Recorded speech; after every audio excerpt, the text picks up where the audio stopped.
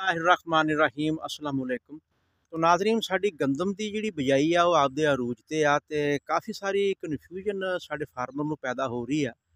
Dollar दा rate बहुत ज़्यादा उप्पर चला गया वा ते आए दिन हर चीज़ दी जिहड़ी प्राइसिस आ ना उप्पर चली गई आ। माफिया साडा बेलगाम आ।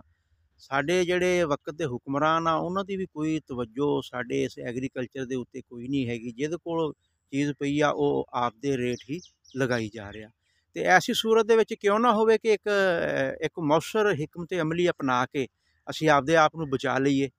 ਅਸੀਂ ਅੰਧਾ ਧੁੰਦ ਇਸਤੇਮਾਲ ਕਰਦੇ ਹਾਂ, ਇਹ ਟਰੱਕਾਂ ਦੇ ਟਰੱਕ ਆਈ ਜਾਂਦੇ ਔਰ ਖਪੀ ਜਾਂਦੇ ਆ ਅਤੇ ਸਾਡੀ ਐਵਰੇਜ ਵੀ ਸਾਨੂੰ ਉਹ ਨਹੀਂ ਮਿਲ ਰਹੀ। ਅਤੇ ਕਿਉਂ ਨਾ ਹੋਵੇ ਇੱਥੇ ਆ ਕੇ ਅਸੀਂ ਇੱਕ ਥੋੜ੍ਹੀ ਜਿਹੀ ਮਨਸੂਬਾਬੰਦੀ ਕਰ ਲਈਏ। ਦੇਖੋ 7500 ਰੁਪਈਏ ਦੇ ਵਿੱਚ ਅਗਰ 2000 ਰੁਪਈਆ ਜਮ੍ਹਾਂ ਕਰ ਲਈਏ ਇਹ ਰਕਮ ਹੁੰਦੀ ਹੈ 9500 ਰੁਪਈਆ। ਅਤੇ 9500 ਰੁਪਈਏ ਦੇ ਨਾਲ ਅਗਰ ਤੁਹਾਨੂੰ 54% 137% ਔਰ ਇਹਦੇ ਵਿੱਚ ਨਾਈਟ੍ਰੋਜਨ ਵੀ ਤੁਹਾਨੂੰ ਭਰਪੂਰ ਮਿਲ ਜਾਵੇ ਜਿਤਨੀ ਸਾਡੀ ਫਸਲ ਨੂੰ ਜ਼ਰੂਰਤ ਆ ਫੀ ਏਕੜ ਨੂੰ, ਅਤੇ ਜ਼ਰੂਰ ਅਸੀਂ 18 ਤੋਂ 20 ਹਜ਼ਾਰ ਰੁਪਈਆ ਖਰਚ ਕਰਨਾ ਵਾ। ਕਿਉਂ ਨਾ ਹੋਵੇ ਕਿ ਅਸੀਂ 9500 ਰੁਪਈਏ ਦੇ ਨਾਲ ਹੀ ਇਹ ਫਾਰਮੂਲਾ ਤੈਅ ਕਰ ਲਈਏ। ਅਤੇ ਸਾਬਕਾ ਸਾਲਾਂ ਦੇ ਤਜਰਬੇ ਵੀ ਆ ਜਿਹੜੇ ਅੱਜ ਨਾਜ਼ਰੀਨ ਨਾਲ ਸ਼ੇਅਰ ਕਰ ਰਿਹਾ ਵਾਂ।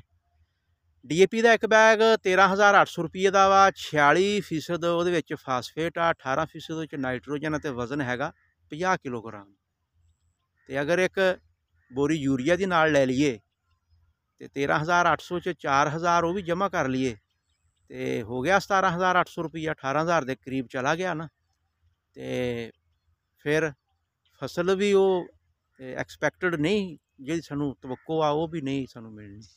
ਅਤੇ ਕਿਉਂ ਨਾ ਹੋਵੇ ਅਸੀਂ 46% ਅਗਰ ਫਾਸਫੋਰਸ ਆ ਅਤੇ ਅਗਰ ਅਸੀਂ 9,500 ਦੇ ਵਿੱਚ 54% ਅਸੀਂ ਫਾਸਫੋਰਸ ਲੈ ਲਈਏ, 137% ਸਾਨੂੰ ਉਹਦੇ ਵਿੱਚ ਜਿਪਸਮ ਵੀ ਮਿਲ ਜਾਵੇ ਅਤੇ ਫਿਰ ਇਹ ਫਾਰਮੂਲਾ ਚੰਗਾ ਨਹੀਂ ਗਾ। ਅਤੇ ਅੱਧਾ ਕੁ ਬੈਗ ਅਸੀਂ ਨਾਲ ਯੂਰੀਆ ਦਾ ਪਾ ਲਈਏ।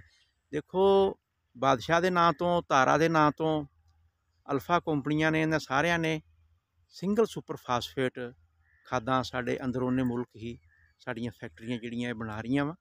ਅਤੇ 2500 ਰੁਪਈਆ ਫੀ ਬੈਗ ਆ ਅਗਰ ਤੁਸੀਂ ਫੈਕਟਰੀ ਦੇ ਵਿੱਚੋਂ ਜਾ ਕੇ ਲੈ ਲਓ।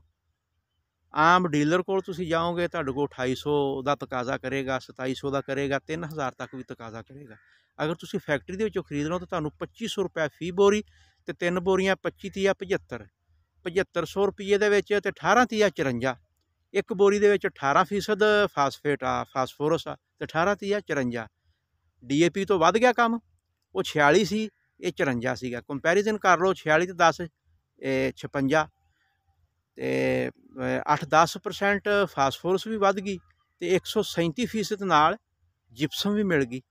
ਜ਼ਮੀਨ ਪਾਣੀ ਪੀਊਗੀ, ਅਗਲਾ ਹਲ ਚਲਾਓਗੇ ਅਤੇ ਬਿਲਕੁਲ ਬੁਰਬਰੀ ਜ਼ਮੀਨ ਹੋਊਗੀ। ਅਤੇ ਕਿਉਂ ਨਾ ਹੋਵੇ ਅਸੀਂ ਇਹ ਤਰੀਕਾ ਅਪਣਾ ਕੇ ਅਤੇ ਅਸੀਂ ਇਸ ਨੂੰ ਆਪਦੇ ਕੰਟਰੋਲ 'ਚ ਲੈ ਆਈਏ SSP ਨੂੰ।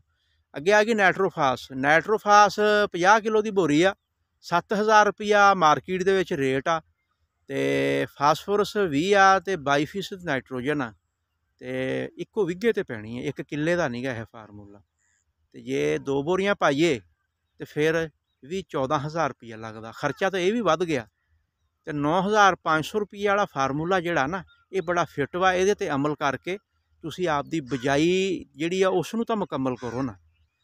ਹੁਣ ਤੁਸੀਂ ਕਰਨਾ ਕੀ ਆ, 3 ਬੋਰੀਆਂ ਤੁਸੀਂ SSP 7500 ਦੀਆਂ ਅਤੇ ਅੱਧੀ ਬੋਰੀ ਯੂਰੀਆ, ਇਹ ਤੁਸੀਂ ਬਿਜਾਈ ਵੇਲੇ ਮਿਕਸ ਕਰਕੇ ਜਿਹੜੀ ਤੁਹਾਡੀ ਦੂਸਰੀ ਸੀਂ ਆ, ਦੂਸਰੀ ਸੀਂ 'ਤੇ ਤੁਸੀਂ ਇਹਦਾ ਤੁਸੀਂ SSP ਪਲੱਸ ਅੱਧਾ ਬੈਗ ਯੂਰੀਆ ਦਾ ਇਹਦਾ ਤੁਸੀਂ ਛੱਟਾ ਕਰ ਦੇਣਾ। ਅਤੇ ਤੀਸਰੀ ਸੀਂ 'ਤੇ ਤੁਸੀਂ ਬੀ ਦਾ ਛੱਟਾ ਕਰ ਦੇਣਾ। ਅਤੇ ਇਨਸ਼ਾ ਤਾਲਾ ਆਪ ਦਾ ਰਿਜ਼ਲਟ ਦੇਖ ਲਿਆ ਜੋ। 1 ਕਿੱਲੇ ਦੇ ਵਿੱਚ DAP ਪਾ ਕੇ ਵੇਖ ਲਿਆ ਜੋ ਅਤੇ 1 ਕਿੱਲੇ ਦੇ ਵਿੱਚ ਇਹ 3 SSP ਅਤੇ ਅੱਧਾ ਬੈਗ ਯੂਰੀਆ ਦਾ ਪਾ ਲਿਆ ਜੋ। ਅਤੇ ਇਨਸ਼ਾ ਤਾਲਾ ਜਦੋਂ ਫਸਲ ਕੱਟੋਗੇ ਅਤੇ ਐਂਡ 'ਤੇ ਤੁਸੀਂ ਇਹਦਾ ਕੰਪੈਰੀਜ਼ਨ ਕਰ ਲਿਆ ਜੋ ਉਸ ਦਾ।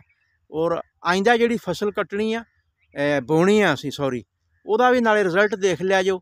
ਉਹ ਚਾਹੇ ਤੁਸੀਂ ਮੂੰਜੀ ਲਾਉਣੀ ਹੈ, ਚਾਹੇ ਮਕਈ ਲਾਉਣੀ ਹੈ, ਚਾਹੇ BT ਕਾਟਨ ਲਾਉਣੀ ਹੈ, ਕੋਈ ਵੀ ਲਾਉਣੀ ਹੈ, ਭਾਵੇਂ ਚਾਰਾ ਹੀ ਬੀਜਣਾ, ਉਹ ਵੀ ਲਸ਼ ਗ੍ਰੀਨ ਤੁਹਾਡਾ ਹੋਊਗਾ। ਅਤੇ ਅੱਲਾਹ ਤਾਲਾ ਸਾਰਿਆਂ ਦੀ ਫਸਲ 'ਚ ਬਰਕਤ ਪਾਵੇ। ਨੈਕਸਟ ਵੀਡੀਓ ਤੱਕ ਅਸੀਂ ਇਜਾਜ਼ਤ ਚਾਹੁੰਦੇ ਹਾਂ ਜੀ। ਅੱਲਾਹ ਹਾਫਿਜ਼।